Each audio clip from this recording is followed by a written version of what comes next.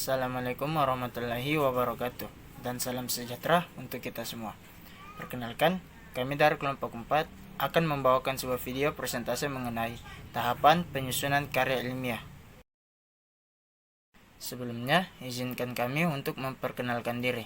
Perkenalkan, nama saya Muhammad Auluddin ZA. Assalamualaikum warahmatullahi wabarakatuh.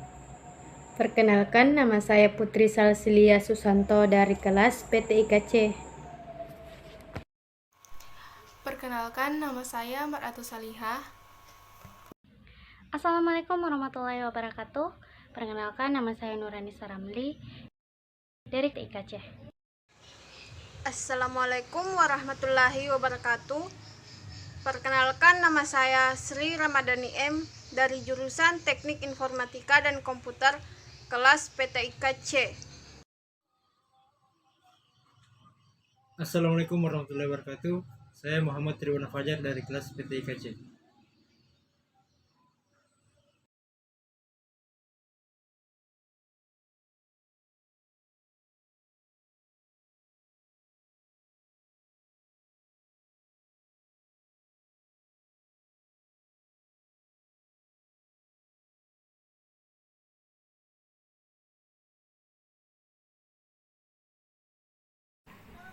Pembahasan yang akan kami bawakan pada video kali ini, yang pertama yaitu pengertian karya ilmiah. Yang kedua, sistematika atau kerangka penulisan karya ilmiah. Yang ketiga, syarat penulisan karya ilmiah yang baik. Yang keempat, tahapan-tahapan penyusunan karya ilmiah. Dan yang kelima, yaitu bentuk-bentuk karya ilmiah. Adapun tujuan dari pemaparan materi kami, yaitu untuk memaparkan bagaimana cara penulisan karya ilmiah yang baik dan benar, sesuai dengan aturan yang berlaku, serta menjelaskan perbedaan antara karya ilmiah dan karya non-ilmiah, yang mencakup tahap-tahap pelaksanaan dan cara penulisan yang sesuai dengan penelitian yang dilakukan, supaya dapat dikomunikasikan dengan baik pada sasaran, serta menunjukkan jenis-jenis dari karya atau penulisan ilmiah. Baiklah, langsung saja masuk ke materi yang pertama, yaitu pengertian karya ilmiah, yang akan dijelaskan oleh Muhammad Triwana Fajar. Baik, terima kasih atas kesempatan yang diberikan. Pembahasan pengertian karya ilmiah. Karya ilmiah adalah karya yang disusun berdasarkan satu hasil penelitian dan dapat dipertanggungjawabkan keilmiahannya, bukan hasil rekaan atau pemikiran seorang tanpa adanya penelitian. Karya non-ilmiah adalah karya yang belum memenuhi persyaratan ilmiah. Di dalam karya ilmiah harus ada beberapa komponen, yaitu pertama, masalah penelitian berkaitan dengan masalah penelitian. Dibahas mencakup hakikat masalah, cara mencari masalah, identifikasi masalah, pembatasan masalah, dan rumusan masalah. Sebelum kita melakukan suatu penelitian, pastilah kita harus menentukan masalah yang akan diteliti. Masalah dapat dipahami atau diartikan sebagai adanya keadaan, kejadian, atau peristiwa yang perlu untuk dipecahkan. Kedua, tujuan penelitian. Setiap penelitian tentu mempunyai suatu tujuan. Supaya penelitian tersebut dapat terarah sesuai dengan masalahnya, maka tujuan penelitian itu harus sejalan dengan rumusan masalahnya. Di sini perlu disinggung bahwa judul penelitian sebaiknya sejalan dengan rumusan masalah dan tujuan penelitian agar mempermudah para membaca dalam memahaminya. Ketiga, metode penelitian. Penelitian dapat diartikan sebagai jalan atau cara untuk memecahkan masalah. Metode penelitian dibagi menjadi dua, yaitu penelitian kuantitatif dan penelitian kualitatif. Keempat, kajian teori.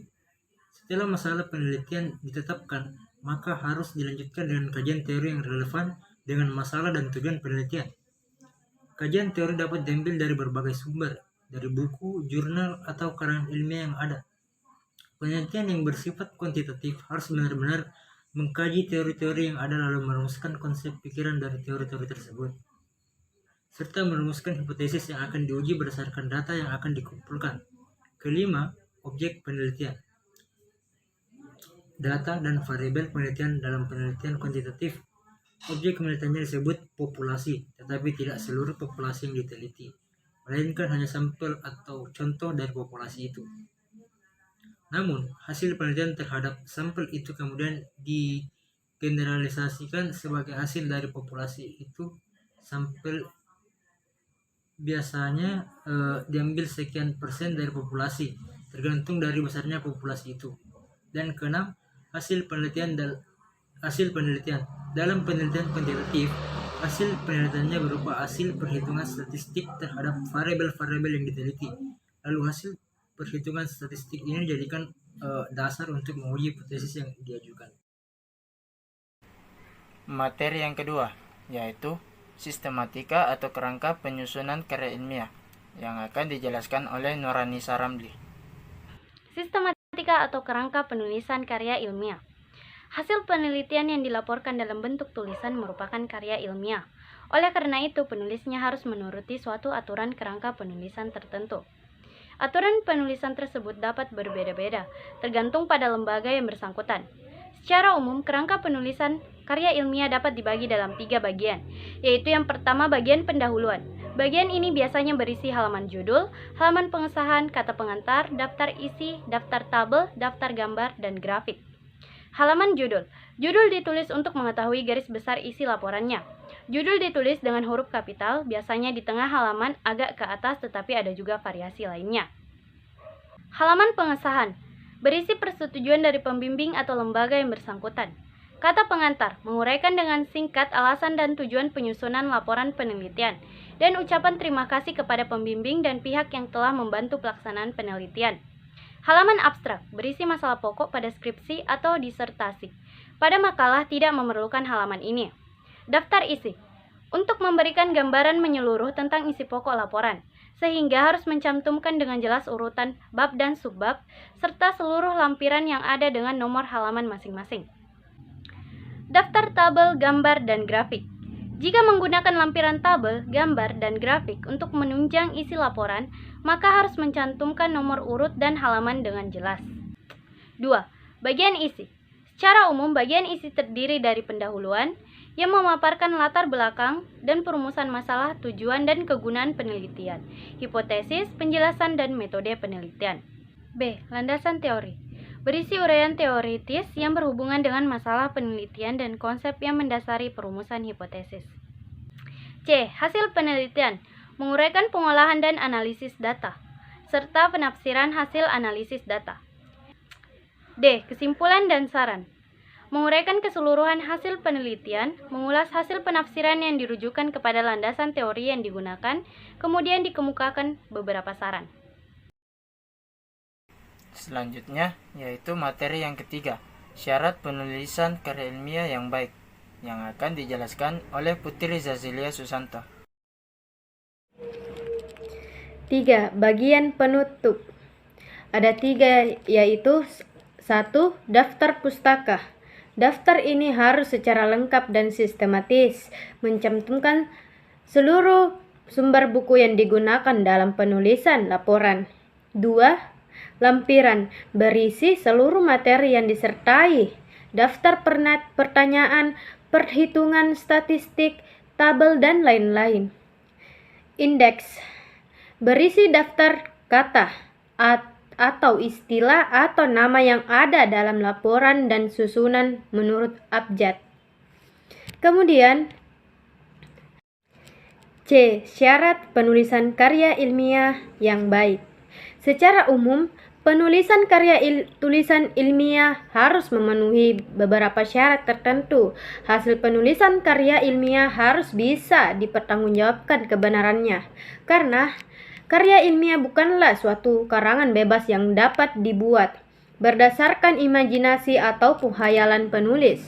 Syarat penulisan karya ilmiah mencakup beberapa hal sebagai berikut, yaitu 1. Objektivitas. Objektivitas berhubungan dengan sikap penulis. Dalam hal ini, penulisan harus bersifat objektif dalam mengemukakan pendapatnya apa adanya, tidak dibuat-buat.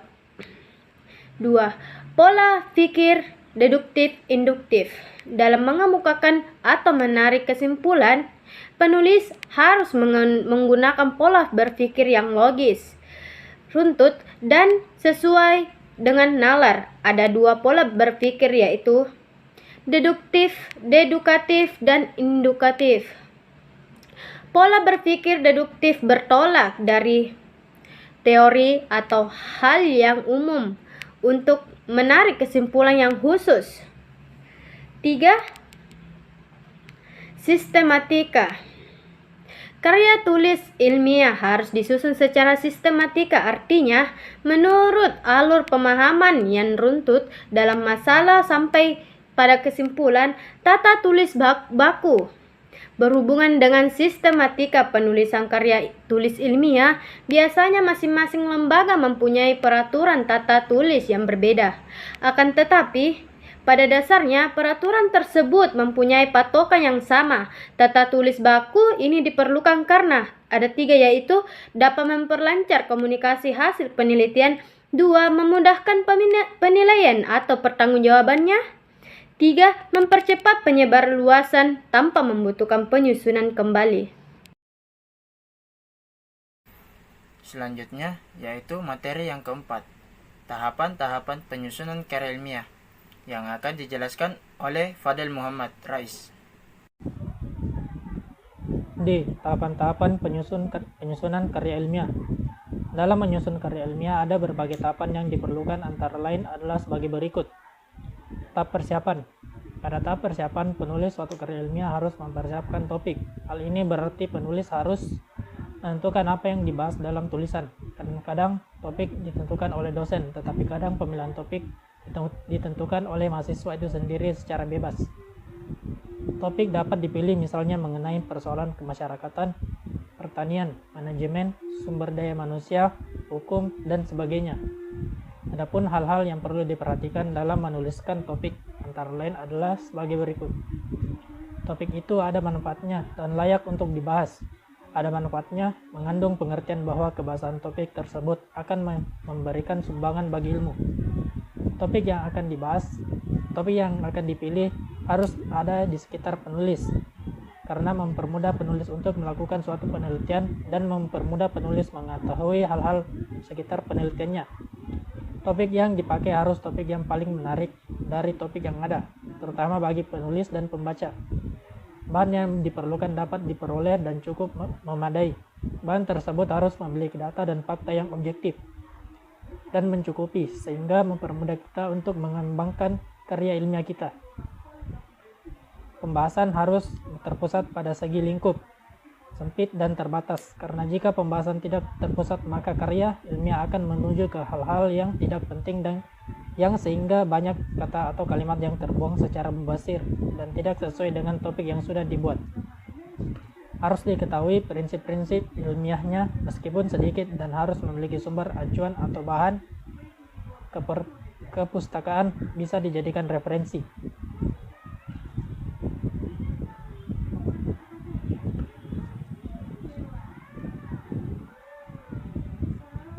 Dua, tahap pengumpulan data. Tahap pengumpulan data dilakukan melalui pengamatan peristiwa, mencari informasi melalui wawancara informan, mencari informasi melalui pencatatan dokumen dalam satu kartu data, lakukan eksperimen di laboratorium, lakukan rekaman audio, dan catatan lapangan yang lengkap yang diperlukan dalam tahap-tahap penelitian. Pada tahap pengumpulan data, hal yang dilakukan antara lain sebagai berikut. A. Pencarian berbagai keterangan dari bahan bacaan atau referensi tentang karya tulis yang kita buat. B. Pengumpulan keterangan dari pihak-pihak yang mengetahui masalah yang akan dijadikan tema dalam karya ilmiah. C. Pengamatan langsung, observasi ke objek yang akan diteliti dan dijadikan tema dari karya ilmiah. D. Lakukan percobaan di laboratorium atau data di lapangan.